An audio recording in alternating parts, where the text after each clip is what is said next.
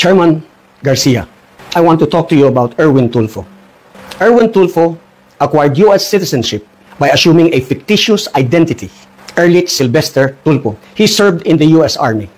Nabuko yan. Binawian siya ng U.S. passport. He escaped to the Philippines to avoid getting prosecuted in the U.S. Nung nandito na siya sa Pilipinas, hindi siya naka-assume as DSWD Secretary because of citizenship issue. Surprisingly, naging congressman, nag-represent, pinayagan, kahit na hindi na siya natural-born Filipino. He ran for the Senate. Pinailan ko ng disqualification, hindi nyo ginalaw. Tinulugan ninyo.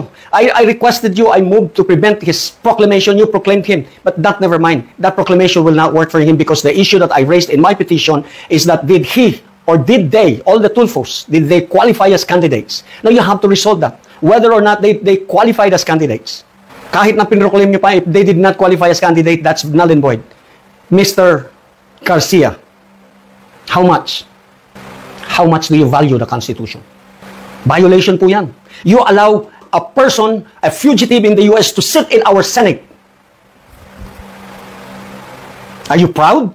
You proud of yourself? Alam mo ba kung bakit natural-born citizens lamang ang pwedeng maging senador at congressman? Presidente na rin, tsaka vice-presidente. Pero pinag-usapan natin ngayon, senador. Alam mo kung bakit natural-born citizens lamang ang pwede? Para hindi tayo maghalal ng Pilipinong gumawa ng kabalbalan sa ibang bansa at pagtatapos magbalik dito, tatawagin pa nating honorable. Naunawaan mo ba yan? Sabihin na natin, sige, yung sinabi kong he is a fugitive from justice sa Amerika, hindi, sige, hindi.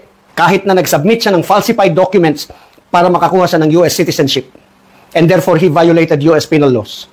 Wala na yun. But the fact that he submitted falsified documents, that is dishonorable. Tapos, ngayon, senador natin, tatawagin natin honorable. Naunawaan mo ba yan, Mr. Chairman? We can do that, pero you rule on my petition. Pag-usapan natin, let the Supreme Court decide. Let the Supreme Court say, yes, he can be addressed as honorable. Yes, he can sit as senator of this country. Hindi pwede yan, Mr. Chairman. Hindi rin pwede yung sinasabi mong mawawalan ka ng jurisdiction at mapupunta na sa electoral tribunal kasi hindi kasya sa mga araw na natitira. Are you serious? Umpisa pa lang sinasabi mo na mawawalan ka ng panahon eh. Paano kang hindi mawawalan ng panahon? Hindi mo naman pinapansin yung aking petition. Just rule on it. Whatever. So that I can elevate it. I don't need to go to the electoral tribunal. Do you understand the issues? The issues are for us, Filipinos. Rule on my petition, Mr. Chairman. That's all I ask of you. Be fair to the Filipinos. Galangin mo naman ang ating saligang batas. You swore to defend that.